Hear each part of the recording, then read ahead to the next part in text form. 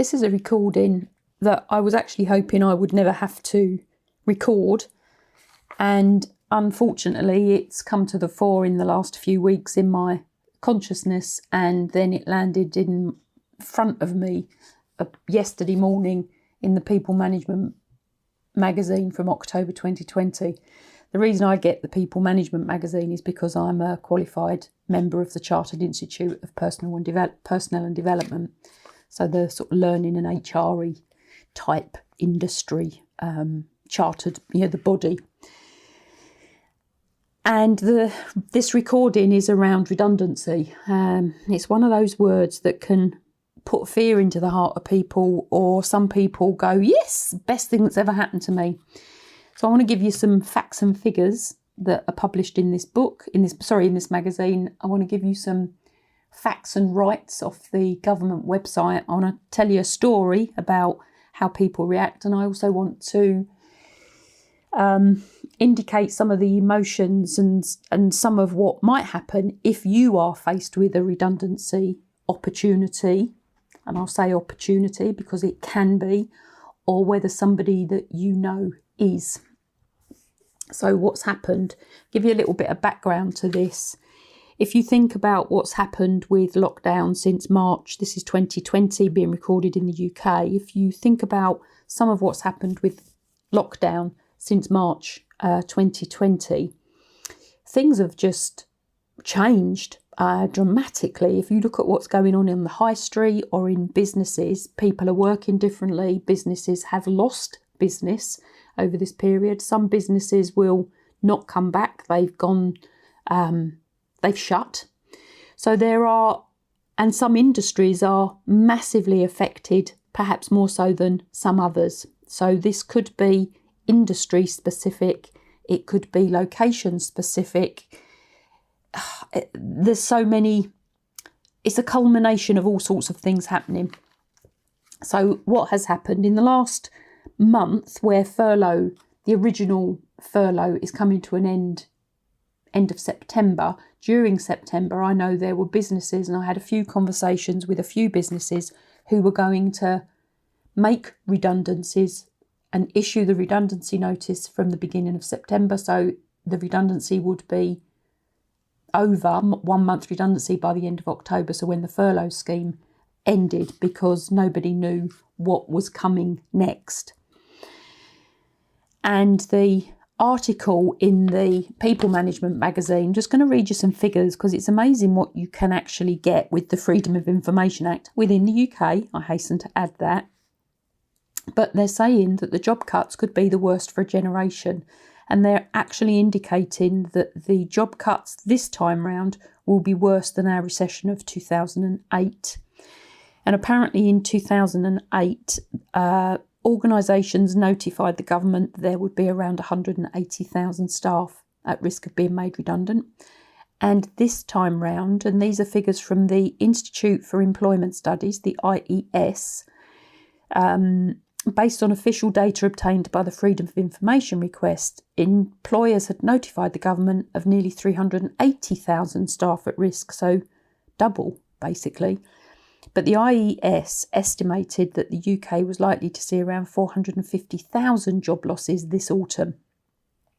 So autumn is before Christmas. And it could exceed 735,000 if the notifications continue to rise. So this is just a number at one particular point. So it's a sad reality. And if you think about what has happened with industries, with the economy, clearly there are going to be redundancies. Now, some of those may be voluntary. People will opt to take a redundancy position. Some of them will not be voluntary. They will be given. People will be told. But there's also other ways around it within businesses where people can take reductions in working time. Organisations can withdraw job offers. So people who may have been offered a job may have that withdrawn. So again, there's a whole nother gap of a group of people there. So that the existing workers within the business can be redeployed. And of course, staff can take unpaid leave. So there's various ways around it. And please remember, with any redundancy, and I say this from the heart, it is the job that is made redundant, not the individual. So redundancies occur where the business cannot continue the post. Now, for some of you that may not make a jot of difference, but for others it will be the grain of hope that allows their own self-value and self-esteem to not be hit. It's not the individual, it is the job that is made redundant, which means that the organisation cannot then recruit to the same position, to the same post within a certain period of time. Now, I also want to share, so I'm on the .gov.uk Redundancy Your Rights page on the government website. And at the minimum level, and this is actually where it becomes a little bit scary about the amount of money you may get through a redundancy package, unless your redundancy package is enhanced for whatever reason, that does happen. You have to be employed for 2 years or more by your organisation, and under 22, you'll get half a week's pay for each full year you've worked. Over 22 and under 41, you'll get 1 week's pay for each full year you've worked. And if you're older than 41, you'll get 1.5 weeks pay for each full year you've worked. And that is capped at 20 years. 20 years service. And the weekly pay is the average you've earned per week over the 12 weeks before the day you get your redundancy notice. So if you're working, you get overtime. If you're paid overtime as part of the job you do, that is worked into the figure over the last 12 weeks. So what do I want to say about redundancy? It can be the best thing that will ever happen to you. It was for me. And it can also be the worst thing that has ever happened to you, as it was for one of my colleagues when I took redundancy. And it was, I have to say, a couple of decades ago. Now, I've only ever experienced redundancy once. One of my friends has experienced it, I think it's 4 times. So it sort of becomes a bit of a norm after a while, but that doesn't stop the emotional turmoil that some people go through. And that's what I would like to add into this episode of the Conscious Leadership podcast. So I'm going to tell you a story, and then I'll tell you about the stages that we go through within change. It's the change curve for some of you that know it. But myself, and I'm going to share the story of one colleague, went through exactly the same situation, exactly the same redundancy, exactly the same package at exactly the same time, with initially exactly the same decision made by both of us to take the redundancy rather than being made redundant. Now, we did it. Well, I know why I did it. I thought I knew why she did it. I thought it was for the same reasons at the time, but it clearly wasn't as the process unfolded. So what happened?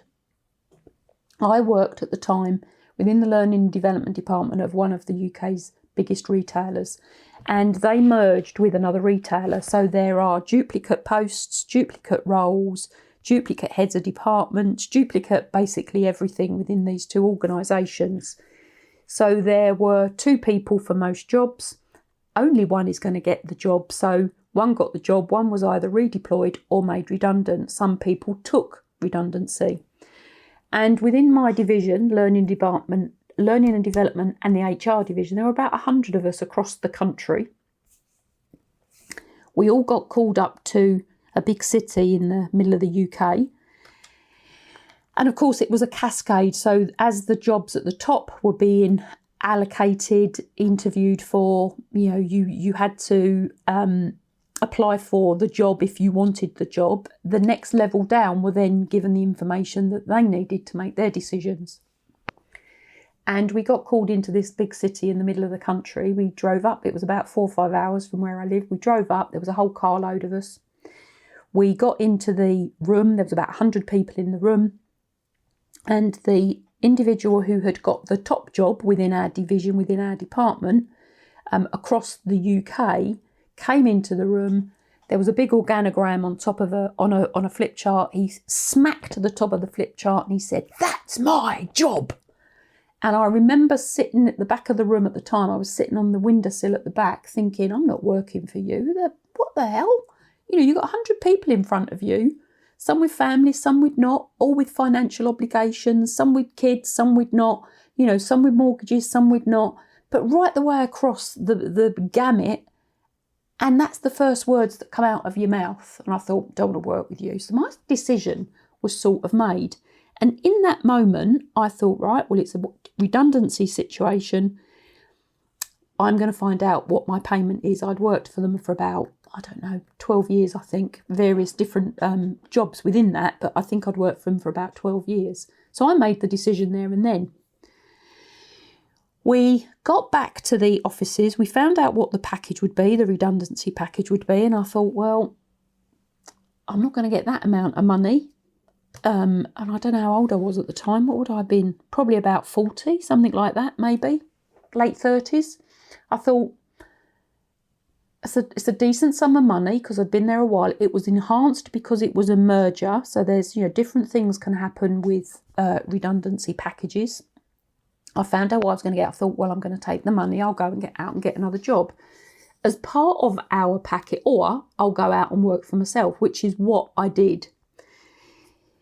And part of the package at the time was that we got an outsourcing package. So, talk to your employer if you're in this situation. Talk to your employer about what you can access. And I don't know whether the government will do any of this. So we need to, you need to check it out.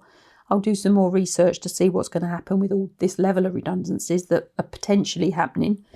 And I'll let you know. I'll do another episode when I find anything out, if I can. But talk to your employer. If you've got an employee assistance program, talk to them about what you can access. Ask them if you can get some outsourcing, whether it be a coach or a consultant that can help you, even if it's rewrite your CV, depends what you want to do, but rewrite your CV, get some recruitment, interviewing skills type training, get some coaching, get some mentoring, get some counselling, whatever it is that they may be providing, access it and access it quickly and positively to help you through.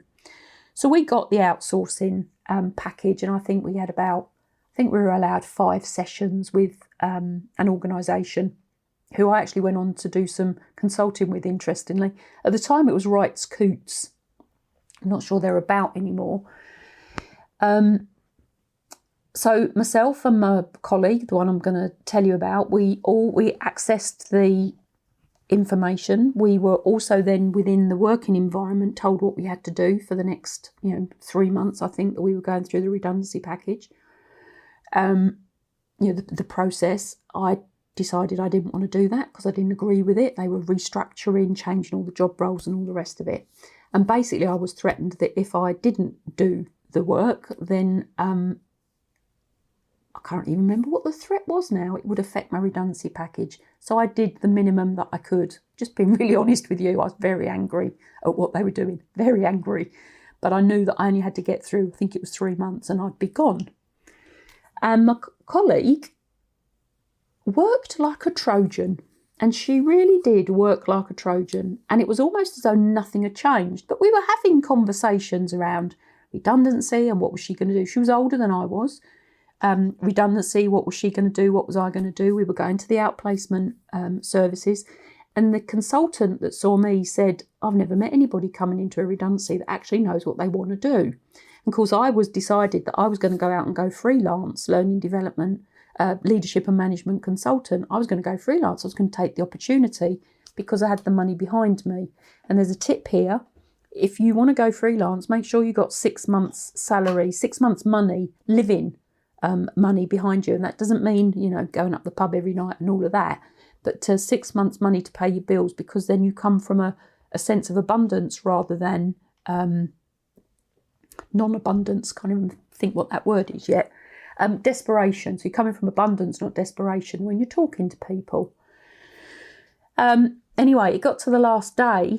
we had exchanged presents, like leave-in presents, redundancy type leave-in presents, and we were going over the pub at the lunchtime, and I had to stop her working, and we were given a cheque, a physical cheque, for those of you that remember those, with our money. So I got my cheque, and I thought, right, well, I know where that's going. I'm going straight over to the bank to put it in, and then I'm going to go over the pub. My colleague got her cheque and said, "What's this?" I looked at her in complete astonishment and said, "That's your redundancy cheque. We're finished now." She was in shock. She was still in shock. She didn't believe it. She didn't know what to do with it. And we went over the pub, and she wanted to go back to the office to continue working. So I was over the pub. I stayed over the pub. I didn't go back. Now, what ultimately happened, and I suppose this had been semi-agreed at that point, my organisation then kept me on as a consultant. They asked me to do 2 jobs for them through the transition for the next 6 months. Now, I refused to do one of those jobs because I said, you can't, it was to do with, at the time, investors in people. I said, you cannot ask me to do that when all this is going on, because you're not investing in your people.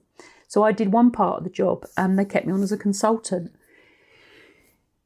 So looking at how people go through redundancy, this whole process of change, which is exactly what it is, you've got 4 or 5 sort of key stages that you'll go through. Initially, you will be in shock. You can't actually believe that the thing that is happening to you.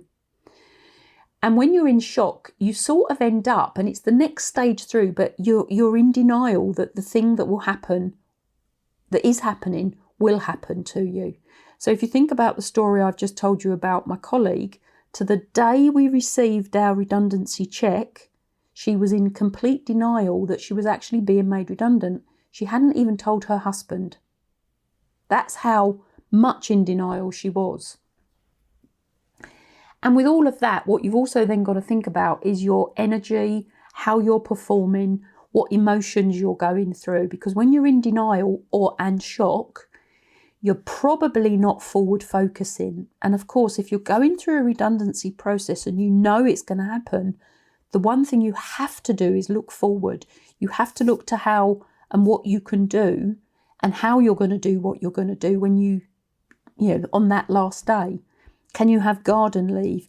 Can you go for interviews?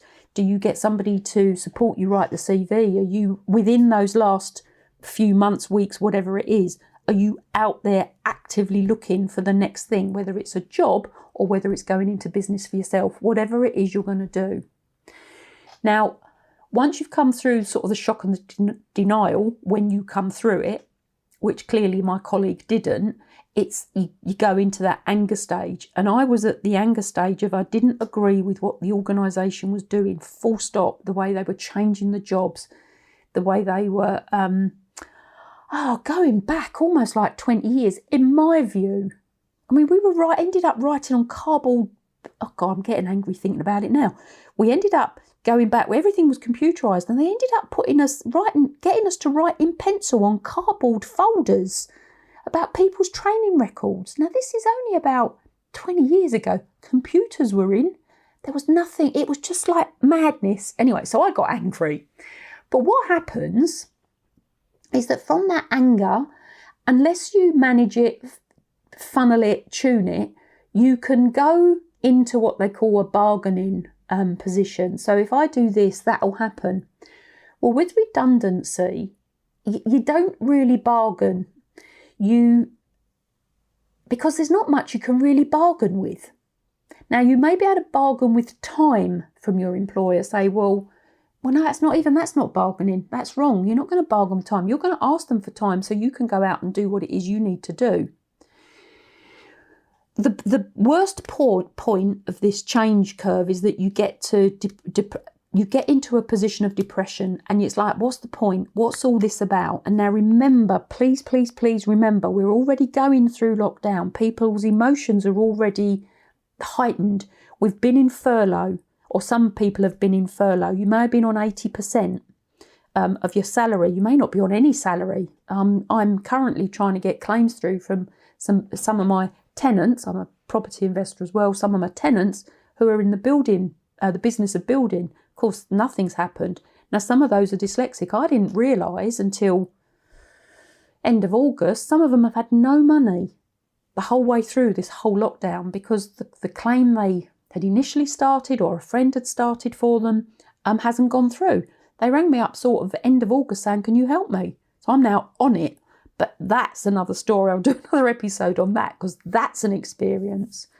But if you're in this redundancy, so this whole redundancy process could be on top of furlough, 80% salary, which is 20% less than you used to getting, dependent on how your finances are. If you were living at the top level of your finances, you may already be, or some people you know may already be financially struggling in financial difficulties. So you don't want to get to that depressive state. You really don't want to get there. So if you go from anger across to acceptance, so don't go into that depression, but the emotions are going to be around. So think about what they are. Go across into the acceptance, which is, okay, I'm going to be made redundant. What am I going to do about it? And how am I going to do that? You can't fight it. You can't do anything about it. You can't bargain. You can't get the job back because, it's what's happened has happened.